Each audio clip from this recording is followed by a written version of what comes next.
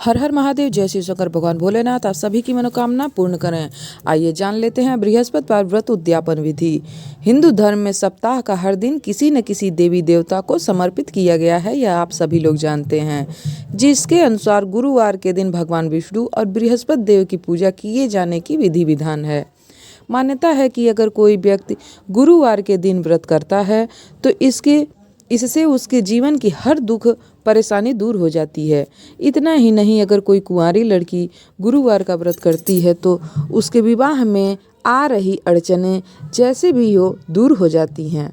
ऐसे में अगर आप गुरुवार का व्रत करते हैं और इसका उद्यापन करने के बारे में सोच रहे हैं तो आपको गुरुवार व्रत के उद्यापन के विधि नियम के बारे में अच्छी तरह से जान लेना चाहिए। तो आइए जानते हैं गुरुवार व्रत उद्यापन के नियम, सामग्री और विधि के बारे में।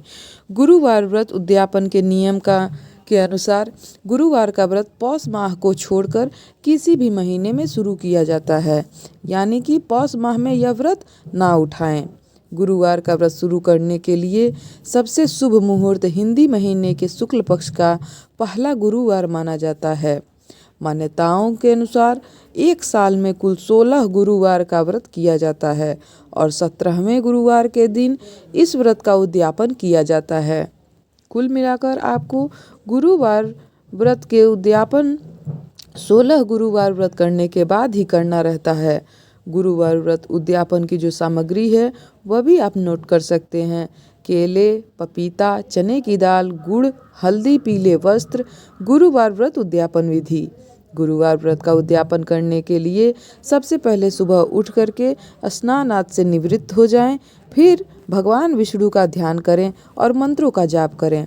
अब विष्णु जी की पूजा करें, जिसमें सबसे पहले उन्हें 5 प्रकार की पीली वस्तुएं अर्पित करनी चाहिए तथा पीली वस्तुओं के रूप में आप विष्णु जी को फूल, फल, हल्दी, चंदन और मिठाई आदि अर्पित कर सकते हैं।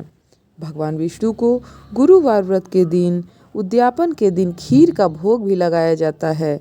इसके अलावा इस दिन गुड़ और चने की दाल का भोग लगाना अति फलदायी शुभकारी माना जाता है।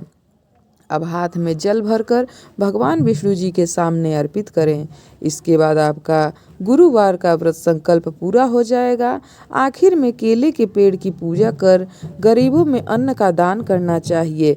इस प्रकार से आप अपने व्रत का उद्यापन कर सकते हैं। भगवान विष्णु से क्षमा याचना करके उद्यापन विधि पूर्ण करें।